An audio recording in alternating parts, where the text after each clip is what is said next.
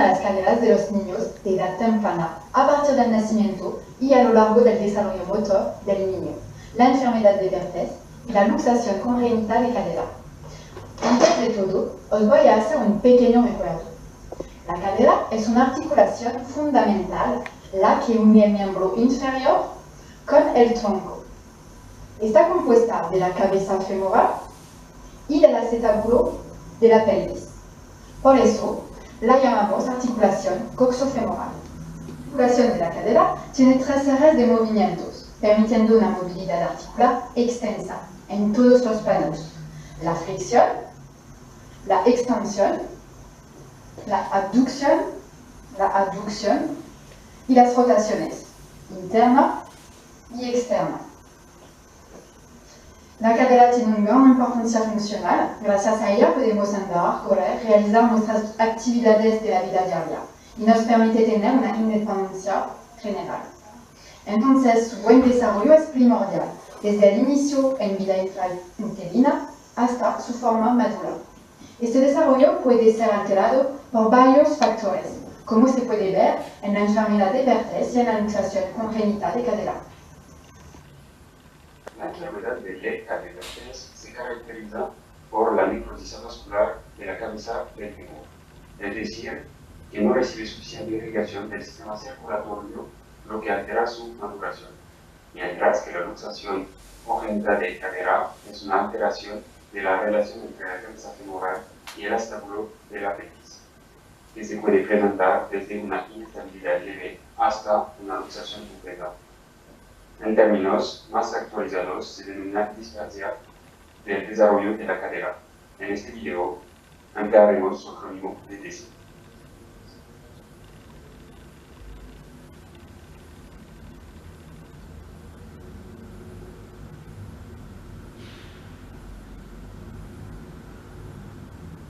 En los dos casos, la etiología queda inexacta e inespecífica. Se consideran las dos patologías como multifactoriales. Son ambas objeto de estudios, lo que nos permite destacar hipótesis diferentes. La enfermedad de Perthes se puede explicar por las deficiencias de las proteínas C y S que deben regular la coagulación. Su alteración provoca entonces formación de coágulos incontrolada, lo que entrena una mala vascularización de la cabeza femoral que lleva a una necrosis vascular. De otro lado, en la DDC, la herencia tiene un papel muy importante, junto a otros factores. El factor hormonal, por la influencia de los estrógenos sobre la lasitud articular. Los factores mecánicos, como la falta de espacio intrauterino. Y factores ambientales, por la manera de vestir o sujetar a su niño. ¿Cómo se pueden detectar estas dos patologías? En la enfermedad de Perthes, el signo de Trendelenburg es positivo. Esta prueba se basa en la elevación de una pierna.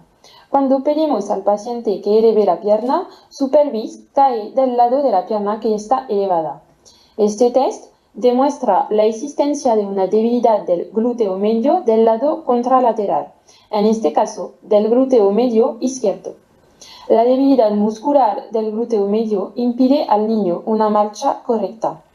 El signo positivo desencadena una marcha característica que conocemos como marcha en Trendelenburg. El niño tiene también síntomas de dolor que van desde la cadera y que puede llegar hasta la rodilla. Tiene limitaciones de la abducción y rotación interna de las caderas que se acompañan de contracturas en los aductores ipsobasiliaco. Y la palpación de la cabeza femoral suele ser dolorosa también.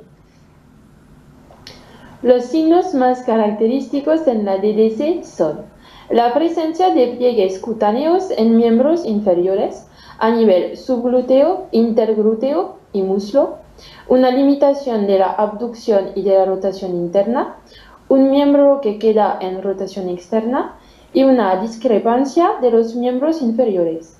En las dos patologías, Perthes y DDC, las limitaciones en la abducción causan problemas a los padres a la hora de poner los pañales a su niño. La enfermedad de Perthes tiene buen pronóstico. 60% de los casos tiene evolución favorable libre de tratamiento, cuando un 40% necesita tratamiento quirúrgico. De manera general, PERTES se considera como un proceso autolimitado y de buen pronóstico para los niños. El seguimiento de la enfermedad es radiológico, evoluciona en 4 etapas. Primera fase, la fase inicial o de sinovilis, es el inicio de la necrosis de la cabeza femoral, de duración promedio de 6 meses. Segunda fase, de fragmentación de la cabeza femoral, que dura 8 meses.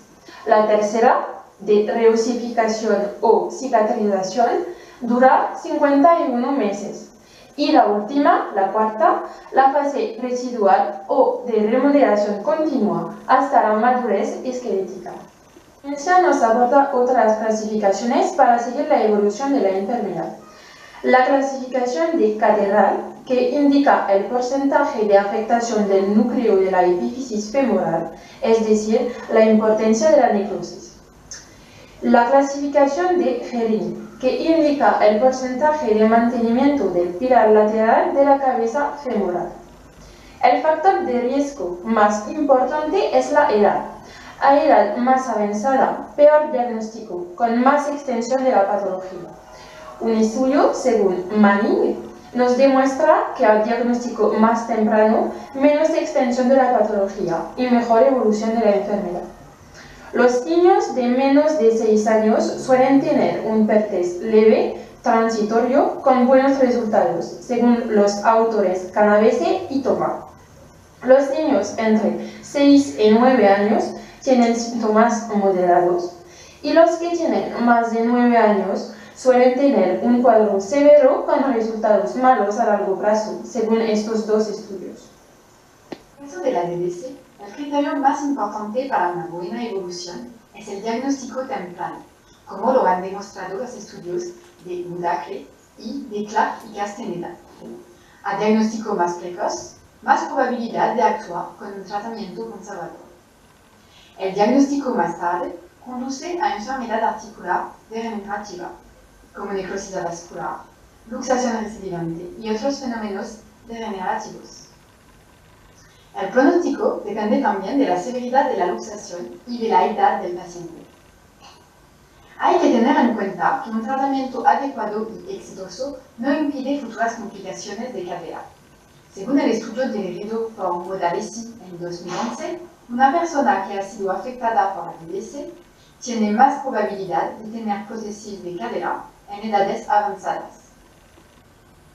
El tratamiento es obtener un restablecimiento de la máxima movilidad de la cadera, aliviar el dolor y prevenir un posible colapso, una extrusión o subluxación de la cabeza femoral. Vamos a ver lo que son estos 3 últimos términos.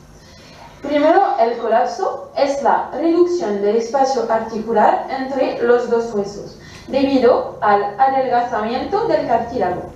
La extrusión es cuando la cabeza femoral sale del acetábulo. Y la subluxación, que es una luxación incompleta que se caracteriza por el desplazamiento de uno solo de los 2 huesos. Para conseguir nuestros objetivos, trataremos gracias a tracciones de las partes blandas, reposo, medicación con antiinflamatorios y fisioterapia. A los niños menores de 6 años, les ponemos medidas ortopédicas con férula de Atlanta, que según estos 2 autores tiene muy buen éxito. Según los casos más o menos graves, el método ortopédico no da siempre resultados significativos, como lo vemos gracias a 2 estudios, y la elección de tratamiento puede tender hacia la cirugía. En pacientes mayores y casos más graves, se elige la cirugía con la técnica de osteotomía. El éxito de este método de cirugía se confirma por estos 2 estudios. Pero, ¿en qué consiste una osteotomía? Es una operación en la que cortamos un hueso, de forma que el cirujano pueda efectuar cambios en su posición. En este caso, se realiza un corte en el hueso pélvico y todo el acetábulo se rota hasta recolocarlo en una posición correcta sobre la cabeza femoral. La fisioterapia en esta enfermedad falta de evidencias científicas. Podemos actuar a nivel de la cabeza femoral, colocándola en las mejores condiciones de vascularización.